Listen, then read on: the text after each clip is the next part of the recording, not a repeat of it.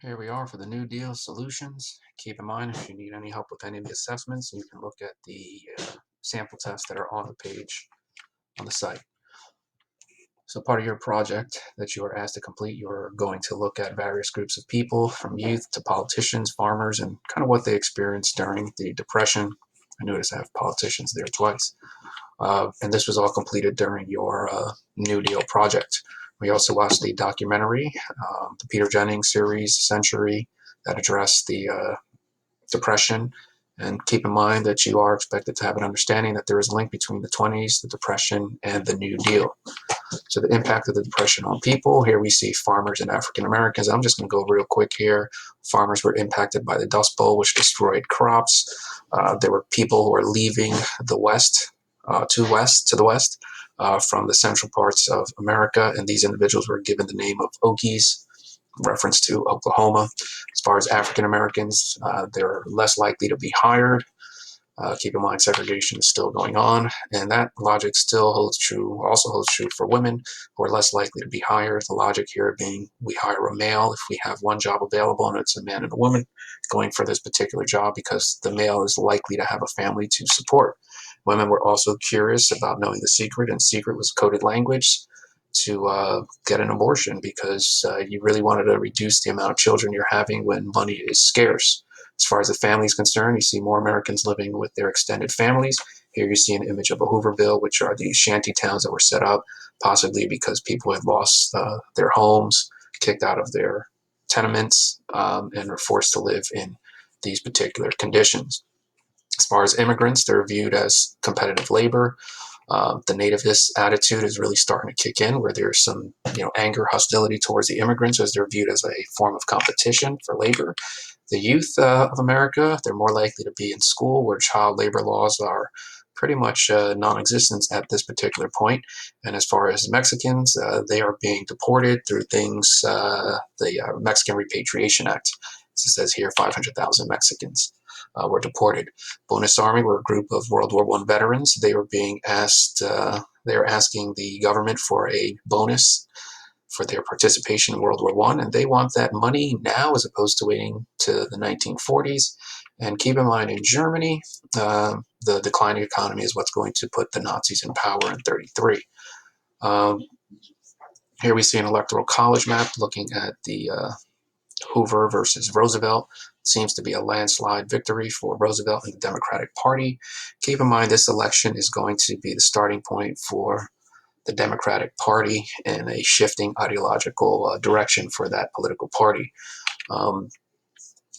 Roosevelt is basically going to run, arguing that he is going to save the economic crisis as a result of Hoover's inaction and failed policy. And we look at this particular chart here, we see the business cycle and its economic boom and bust periods.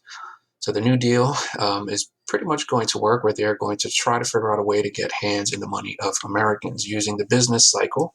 It looks like the goal here is to get wages. So if we take Social Security for the elderly, that would be the equivalent to giving, I don't know, a segment of the population, let's say, I don't know, 500,000 people are senior citizens, and now they're eligible for Social Security, which means they're going to get a wage, which means they will spend, save, invest, which hopefully will spur an increased business production. Keep in mind, you also have some unemployment insurance and National Housing Act. So these seem to be initiatives that are put in place by the Democratic Party as a result of the attempt to try to reverse the Depression business cycle decline. And that's where we get the Democratic Party today, that ideological view that they're there to help the elderly and other individuals, which could have some consequences later on. We'll get to that though. Anyway, here we see some of the issues that caused the Depression, just a couple of them here. For example, the bank accounts being lost. So these are all things that Roosevelt has to address as a way to try to get the economy moving upward once again. How's he going to do that? Well, he's going to create a bank holiday and pretty much create a series of jobs. What you see here, CWA, CCC, the list, pretty much this list right here. These are all government programs, and these were all designed to give people a job, which would increase wages, which would then hopefully get those people spending, saving, and investing, which was going to help business production. I already addressed Social Security, and the bank holiday is pretty much a day where banks were going to close down. Wagner Act was an issue that was going to address unions. and try to appease labor advocates. So here we see an image of the CWA, which was right here, building roads and parks. And I don't know. I don't know how many people are here. Let's say there's 200. I don't know. That seems like a high number, but let's say there's 200. That's 200 people with a job. They all now have a wage. They could do this, which would hopefully help business production. When you combine that with the senior citizens getting a income as well, we just simply have more people with access to money, which forces them to spend, save, invest, because they can only do one of those three things. If they put the item in the drawer at home or under their mattress, I guess then that also works, but it doesn't really help increase the economy. So here is just an image of some of those workers. Here again, what I was talking about with regard to the bank holiday.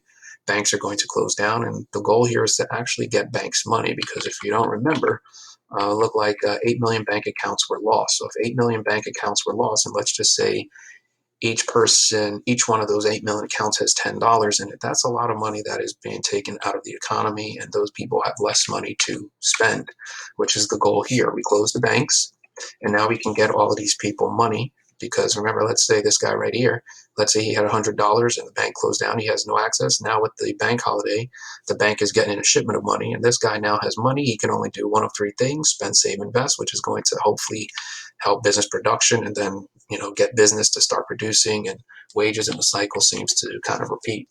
So the hopeful end goal with the New Deal is to create jobs, make people happy, restore faith, which is the psychological view.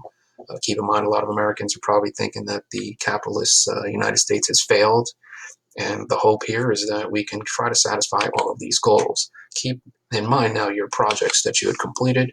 You were asked to look at various groups, and here we see stockbrokers losing millions, veterans and their protests. So this was just something that you were asked to do, to try to get a sense of what people were experiencing during the Depression. Somebody was also asked to complete this particular map, and what you're doing here is taking city A, city B, and you're trying to run electricity. If you can run electricity, wires, establish, I don't know, the power plant here, you will be creating jobs, and those people can then get a wage, and then they're going to spend, save, invest, and hopefully help business production. Your project will also ask you to compare Hitler to FDR.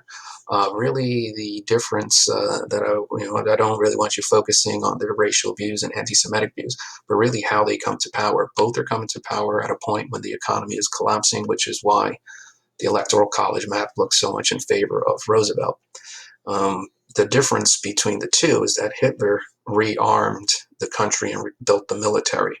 So he went to a completely guns-based economy over here, whereas Roosevelt focused more on like social goods. He focused more on making the society social improvements, building parks and building airports and things like that.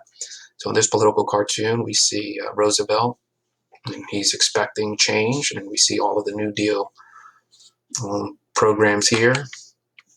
Another New Deal program was the AAA. This one is weird because the key part is they're trying to get people or farmers to reduce their surplus. So how does that work? Well, let's just say you're a farmer and you have 1 million items surplus. I don't know, wheat. If we pay the farmer to destroy the 1 million, that might be stupid. You might be thinking, well, wait a minute, if he has 1 million bushels of wheat, why not just give that away?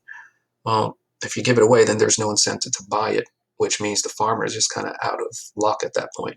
So the view here is if we pay the farmer to destroy the million, the farmer then gets money, and the farmer is going to grow more crops. By growing more crops, he's going to buy more materials, probably going to hire people, and that, of course, is going to get the economy moving upward.